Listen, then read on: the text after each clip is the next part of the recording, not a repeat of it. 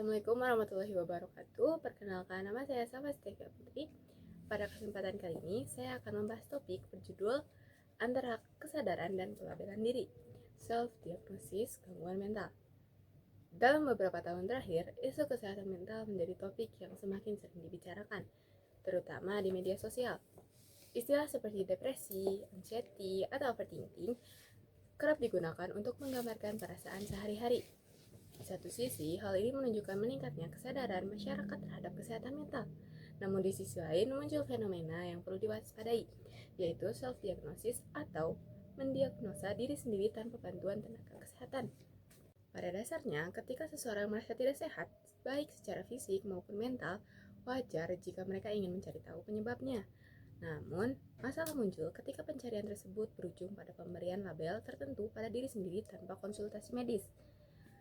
Penelitian dari California Healthcare Foundation pada tahun 2013 menunjukkan bahwa dari orang-orang yang mencari informasi kesehatan, hanya sekitar setengahnya yang benar-benar berkonsultasi dengan dokter. Self-diagnosis atau biasa disebut self-labeling merupakan proses di mana seseorang mengamati gejala yang dirasakan lalu menyimpulkan sendiri bahwa dirinya memiliki penyakit atau gangguan tertentu. Proses ini seringkali dipengaruhi oleh berbagai sumber, seperti artikel di internet, konten media sosial, kuis daring, atau pengalaman orang lain yang dirasa mirip. Masalahnya, diagnosis diri memiliki risiko yang cukup besar. Individu hanya mengandalkan pemahaman pribadi tanpa konfirmasi dari ahli.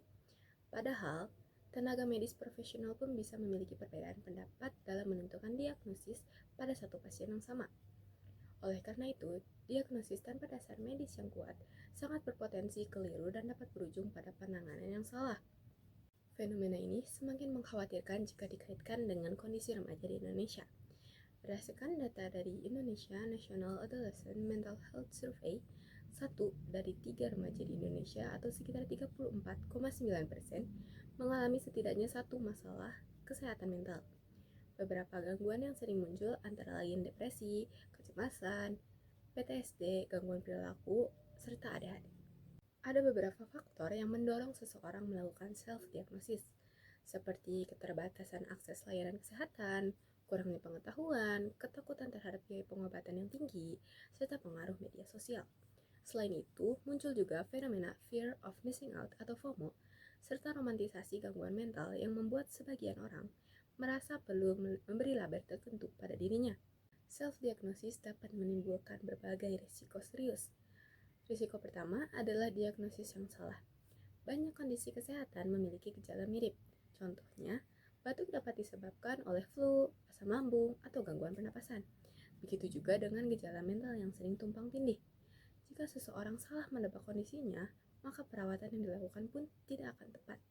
Risiko kedua adalah masalah yang lebih serius tidak terdeteksi. Misalnya, gejala yang dianggap sebagai gangguan kecemasan bisa jadi disebabkan oleh gangguan jantung atau masalah tiroid. Dalam kasus ekstrim, perubahan emosi dan kepribadian bisa berasal dari tumor otak. Self-diagnosis dapat membuat kondisi berbahaya seperti ini jadi terabaikan. Risiko yang ketiga adalah kesalahan dalam mengonsumsi obat. Diagnosis yang salah akan berujung pada pengobatan yang salah pula. Mengonsumsi obat tanpa pengawasan tenaga kesehatan dapat membahayakan tubuh dan tidak menyelesaikan masalah utama. Misalnya, obat antidepresan tidak akan efektif jika gejala depresi disebabkan oleh gangguan fisik tertentu. Risiko yang keempat adalah memicu masalah yang lebih parah. Misalnya, seseorang yang sebenarnya hanya mengalami gangguan tidur akibat konsumsi kafein yang berlebihan bisa menjadi semakin cemas karena merasa dirinya mengalami depresi karena kesulitan tidur. Kecemasan yang terus-menerus tersebut ini justru dapat memicu gangguan mental yang sebelumnya tidak ada. Selain risiko medis, self-diagnosis juga berdampak pada aspek psikologis yang meliputi kognitif, afektif, dan perilaku. Dari sisi kognitif, diagnosis mandiri dapat menimbulkan kebingungan, kecemasan berlebih, serta perasaan putus asa karena individu merasa kondisinya tidak akan membaik. Sedangkan dari sisi afektif, individu dapat mengalami tekanan emosional, ketakutan, dan kesulitan memahami apa yang sebenarnya mereka rasakan. Sedangkan dari sisi perilaku, self-diagnosis dapat memicu kemarahan, penarikan diri dari lingkungan sosial, penyalahgunaan zat, hingga perilaku makan berlebihan sebagai pelarian emosional.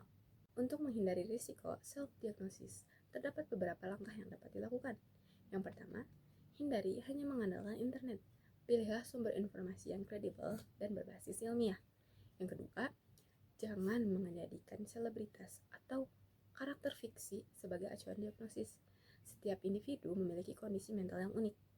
Lalu yang ketiga, hindari tes kesehatan mental online sebagai patokan diagnosis karena tes tersebut tidak menggantikan penilaian profesional. Lalu terakhir yang keempat, segera konsultasikan dengan tenaga kesehatan jika merasa mengalami gangguan mental yang serius. Sebagai penutup, fenomena self-diagnosis menunjukkan bahwa peningkatan kesadaran kesehatan mental belum tentu diiringi pemahaman yang benar. Keterbukaan membahas kesehatan mental memang merupakan langkah positif. Namun, memberi label pada diri sendiri tanpa bimbingan profesional dapat menimbulkan dampak yang merugikan. Oleh karena itu, kesadaran kesehatan mental seharusnya menjadi langkah awal untuk mengenali diri, bukan dasar untuk menetapkan diagnosis medis. Ketika perasaan sedih, cemas, atau lelah mulai mengganggu aktivitas sehari-hari, mencari bantuan profesional adalah pilihan yang paling bijak. Dengan demikian, masyarakat dapat menjaga keseimbangan antara empati terhadap diri sendiri dan kehati-hatian dalam memberi label pada kondisi mental yang dialami. Sekian yang dapat saya sampaikan. Mohon maaf apabila ada kesalahan kata. Wassalamualaikum warahmatullahi wabarakatuh.